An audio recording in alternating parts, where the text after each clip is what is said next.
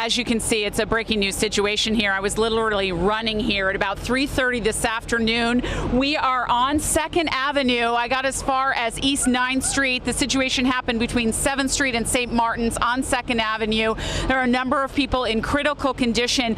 Let's start again by talking to Lucy, and your name again? Anna. Anna and Lucy had the most compelling story. They were actually in the building, Darian, Steve, when this happened. And just recap for our viewers what you heard, what you saw. But first, let's tell them, what's your address again? What's the address of the building? 129 2nd Avenue. So we're 2 doors down from where. And the explosion happened above a restaurant, 126? It happened inside the restaurant, yeah. And what's the name of the restaurant? Oh, it's a Japanese restaurant. Okay. I'm not familiar. So what did you see, what did you hear when this happened this afternoon? So we were home. We just got back, like Lucy said, from a business lunch, and we were getting ready to go to the gym, and we just heard this big boom. We didn't know if it was a car accident, what happened, and we peer out the back windows where our apartment is facing, and we just hear screaming. So we come downstairs right away. People are running down the street. There's a glass shattered everywhere. You start seeing the smoke. Someone's like climbing the fire escape, and it's madness, it's chaos. So Lucy, tell me, you actually saw a rescue and took some pictures, or you heard? I did. When we came down to kind of figure out where the explosion had come from, I looked around and I saw a man. The fire escape had been blown out, completely mangled from the explosion. So he was trying to scale the fire escape to get where it was still intact, and he was going in and smashing windows in with his elbow, trying to get people out. There were people like pouring out of the windows, like trying to get out, climbing down the fire escape. Like it's a really overwhelming thing to see people in sheer panic, because obviously when we saw that, we thought, oh my God, we have to go and make sure that our stuff is okay too. So we ran up, we got our dog, we got our belongings. What we have here is all we have left. We don't know what's going on. No one's telling us anything. It's just a really overwhelming. Can you one more time show us that picture you took? And this was taken, you said, just a few seconds after this happened, you went outside? Correct. So what happened was there was an explosion at about 3:15, and then probably 3 or 4 minutes later, after we'd run up and got our stuff, the whole building was on fire, in addition to the one next door. So this is where the building in the middle here is where it was on fire. Here's the initial explosion, the Japanese restaurant. And then that's our building here. We're on the 3rd story. Heard the explosion, ran downstairs, like I said. And you believe the explosion happened in the Japanese restaurant on the ground floor? I can almost guarantee it happened in the back kitchen of I've been to that restaurant many times, so it's very overwhelming thinking this could have happened to me. I could have been there on my lunch break having some sushi. Next minute, I'm on the other side of 2nd Avenue with the rest of the glass from the windows. So I feel lucky. I feel really lucky. Well, so glad that you're both safe. We certainly appreciate it. Glad your dog got off okay, and we'll be talking to you again later on and see how you're doing. All right, let's get out to Sharon Crowley, too. She is not too far from the site of the blast. She's joined by a couple women who lived right next door. They were in their apartment. They were just there for a couple minutes, they thought. They heard the blast, saw the fire, etc., and got out in a hurry. Sharon.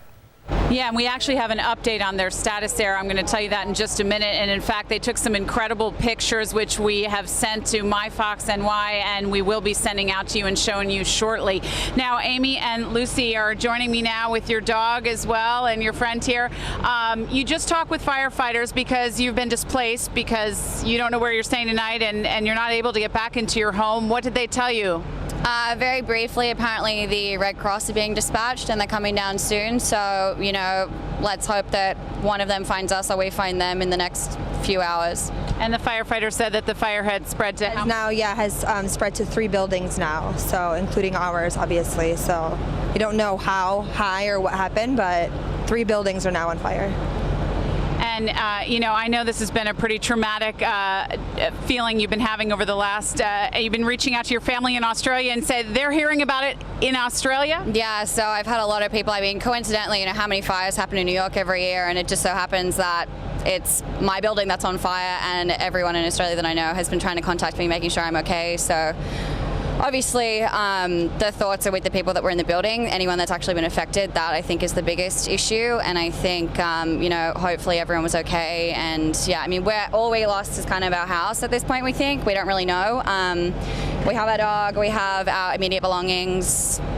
And we heard as many as 4 people or more critically injured in this fire. And I hate to bring this up again, Lucy, but you think you saw someone who may have passed away in the fire as you were escaping yourself. Tell us about that again, if you would. I don't believe they'd passed away. I do believe they had received some pretty critical burns. Like I said, from about the waist up, the victim was covered in, fire blanket clear cellophane, appeared to be lifeless. But from what I've heard, just kind of from different reports from different people, there were no fatalities as yet. Let's pray and hope that that's correct. And where was this? As you were escaping the building, I've heard you tell this before, but if you could just recap for us exactly, you were both freelancers, so you happened to be at home at the time. When you heard, what did you hear? Yeah, so we actually, we were out at lunch, came home to get changed to go to the gym, a quick 10-minute change, then off to the gym. It just so happened while we were in the apartment, we heard a huge explosion, felt like an earthquake. We kind of looked at each other and thought, that's strange, so we popped our heads out the window,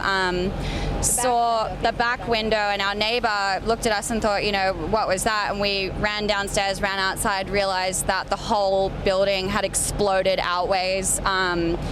Glass everywhere, realized it started to go up in flames. Within seconds, the whole building caught flames, and we ran back upstairs, grabbed the dog, grabbed our documents, and came out. Where did you see this person who was injured and appeared to have burned? Being pulled out of the building, the Japanese restaurant on the corner of East 7th and 2nd Avenue. And you said you heard some people screaming as you escaped? Yeah, we heard people screaming, people outside of their window, waving for help, because the whole fire escape had collapsed as well, so they didn't know how they were getting down, and the building started coming up in flames. So a brave man, I don't think he was a firefighter or anything, no. He was just a man that might have been working there, was railing basically the building to try to get up to save them, breaking in windows, everything. Windows, climbing up. The fire escape from the 2nd story below was mangled. It had been blown out, like steel had been blown out and mangled. It was obviously a huge explosion. I mean, we felt it, and it was intense. We were 3 doors down, and on the 3rd floor, and we felt the ground shake. Story, yeah.